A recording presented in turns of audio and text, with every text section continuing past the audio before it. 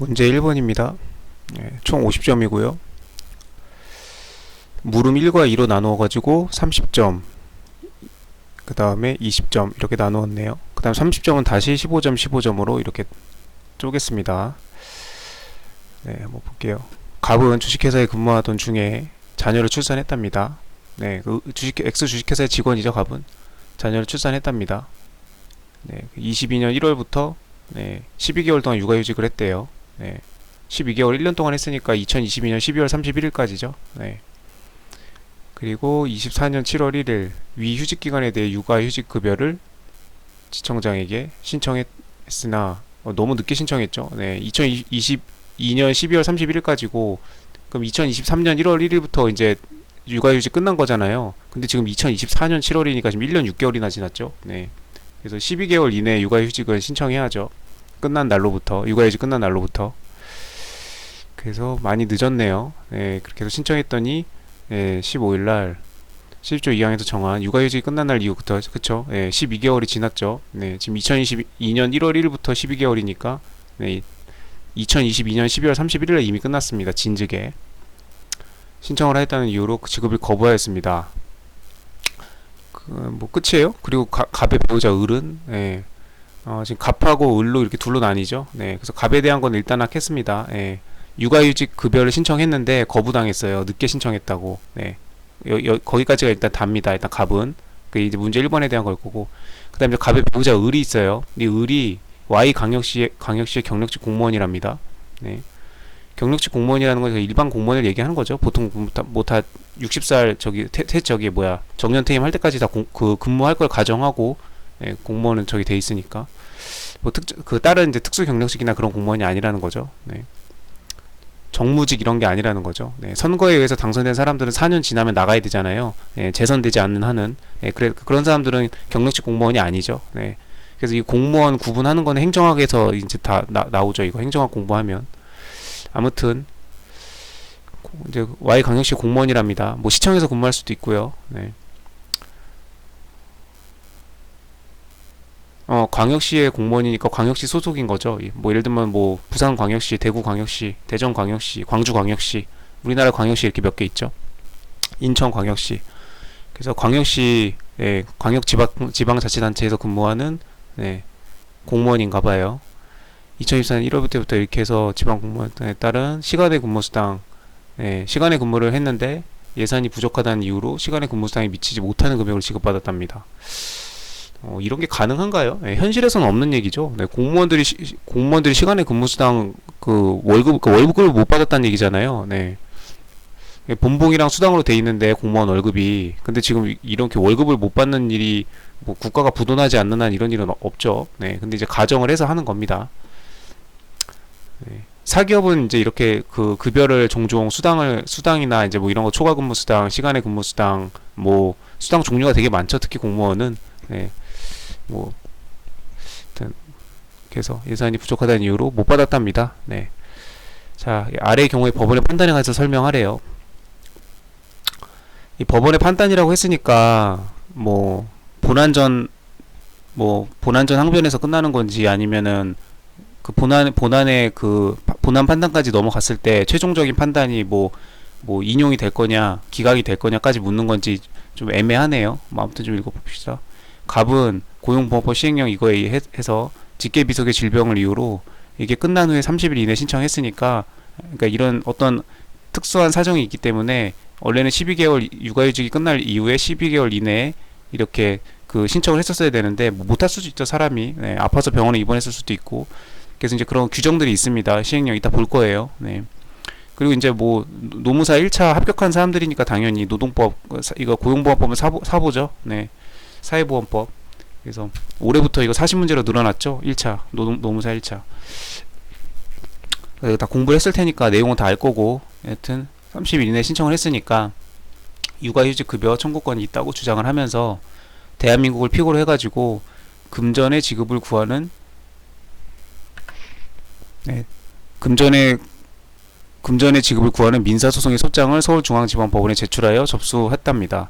자, 7월 15일날 거부처분 받고 그다음 8월 1일날 불과 보름밖에 안 되죠. 네, 그래서 바로 소 제기했으니까 소 제기는 어떤 걸로 하든지 간에 네, 뭐 문제가 될 건 없을 겁니다.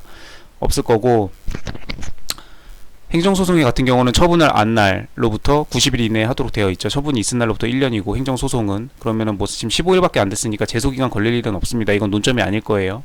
그 다음 대한민국을 피고로 하는 거 맞고요. 그 다음에 금전의 지급을 구하는 민사소송의 소장을 민사소송을 행정소송으로 해야 되지 않을까요?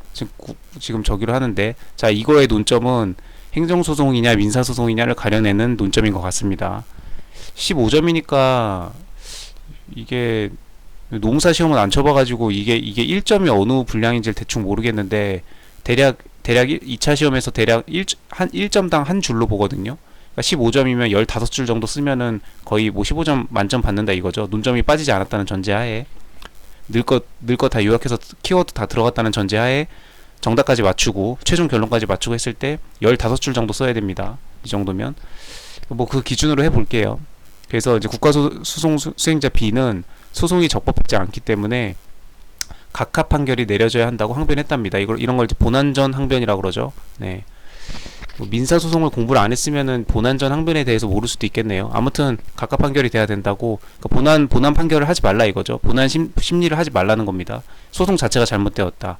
왜냐면 민사소송을 했기 때문에 라는 거인 것 같습니다. 자, 그럼 이게 이제 민사소송을 하는 게 맞는지 아니면은 행정소송으로 해야 되는 건지. 네, 행정쟁송법 문제니까 당연히 뭐 네, 행정소송이지 않을까요? 근데 이제 민사소송일 수도 있잖아요. 따져봐야죠. 그래서 네, 항변을 했답니다. 이때 법원의 판단이 어떨 건지 15점을 쓰고, 그다음 을도 맞아 볼게요. 자, 이제 갑의 배우자 을이 아까 이렇게 해서 시간의 근무수당 못 받았대요. 예산이 부족해서. 그랬더니 을이 2024년 8월 1일 날 광역시를 피고를 해가지고, 예, 본인이 Y광역시에서 근무하고 있으니까 Y광역시에다가 청구해야죠. 이거 뭐 맞아요. 뭐 피고 적격 이런 건 문제가 안 될 겁니다. 시간의 근무 시간이 미치지 못하는 구하는, 그러니까 못 받은 만큼, 예, 예산이 아까 부족하다고 그랬죠. 예. 여기는 행정소송을 제기했네요. 여기는 민사소송 제기했고, 소장을 Y지방법원에 제출하고 있답니다. Y광역시니까 같은 관할내에 있는 적이란 뜻입니다. 그러니까 이런 거는 뭐 논점 태클 걸 게 없어요. 제출에 접수했답니다. 네, 기간도 문제될 거 없죠. 네, 뭐 바로 저기 했습니다. 6월 30일 날 끝났으니까, 네, 뭐 이런 제소기간 이런 거는 논점이 아닐 거예요. 을은 제소에 앞서서 지방공무원법 제20조 2에 따른 소청 절차. 그 공무원 같은 경우는 그 뭐 저기 예를 들면 면직을 당했다, 파면을 당했다, 아니면 징계를 받았다, 이러면 그거에 대해서 행정소송을 제기하고 싶으면은 소청심사위원회를 먼저 거쳐야 되죠. 행정심판 전치주의가 적용되죠. 그 뭐 우리나라 뭐 국세 조세 심판원이나 아니면은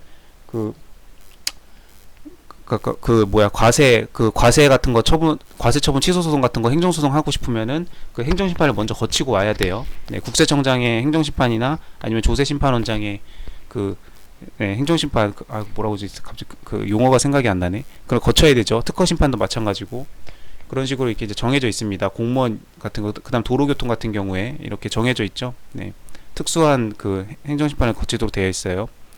그거에 대한 얘기인데, 행정심판을 거치지 않고 소청 절차를 거치지 않고 바로 이렇게 행정소송을 걸었다 이거죠.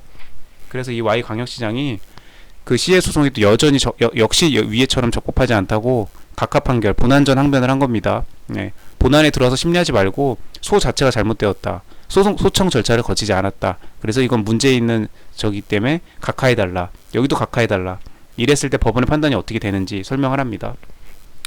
그러면 이 사람 말대로 이게 지금 민사소송으로 낸 게 잘못돼서 각하해야 되는 게 맞는지, 그 다음에 소청 절차를 거치지 않았기 때문에 각하해야 되는 게 맞는지, 뭐 그것만 따지면 되는 건지, 아니면은 만약에 이게 문제가 없으면 본안까지 들어갔을 때도 어떻게 되는지, 뭐 저기 뭐 있죠. 그래서 상황 봐가지고 그 본안까지 들어가서 최종 결론까지 내려줄 수 있으면 내리면 됩니다. 뭐 그 내렸다고 해서 뭐 감점되고 그럴 건 아닙니다. 네, 내용이야 풍성하게 많이 적으면 돼요. 논점 내에서 물어보는 거 다 적어놓고 그 이상으로 내가 더 많이 공부했다, 더 알고 있다 이렇게 어필하는 거는 뭐 얼마든지 더 플러스죠. 아무튼 법원의 판단에 대해서 이렇게 논하랍니다. 그 다음에 물음 2번도 볼까요? 갑은 여기 위에 있는 갑이죠. 네, 지금 이거 가지고 지금 물음 1번과 2번 다 작성하는 거니까요. 갑은 소송 계속 중에 아까 육아휴직 급여 안 줘가지고 신청기간 지났다고 안 주니까 그거 소송 걸었죠. 민사소송으로 걸었어요.